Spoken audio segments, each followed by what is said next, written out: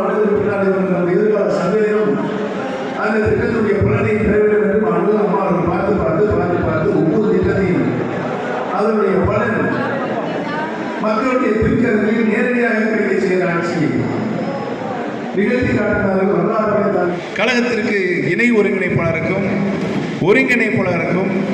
தொண்டர்களுடைய வாக்குகளை பெற்று அவர்களுக்கு புரட்சி சட்ட விதிகளை புரட்சித் தலைவர் எம்ஜிஆர் அவர்கள் உருவாக்கினார்கள்.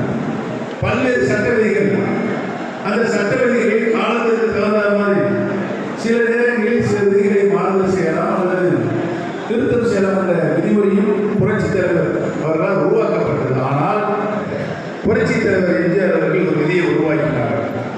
அது என்ன விதி என்று சொன்னால், கழகத்தினுடைய உச்சபட்ச பதவி பொதுச் செயலாளர் என்ற பதவி, அந்த பொதுச் செயலாளர் என்ற பதவியை அமைப்பு ரீதியாக அனைத்து நிலையங்களுடைய நிர்வாகிகளை தேர்தலுக்கு அப்படித்தான் கழகத்தின் ஊழல் உள்ளாட்சி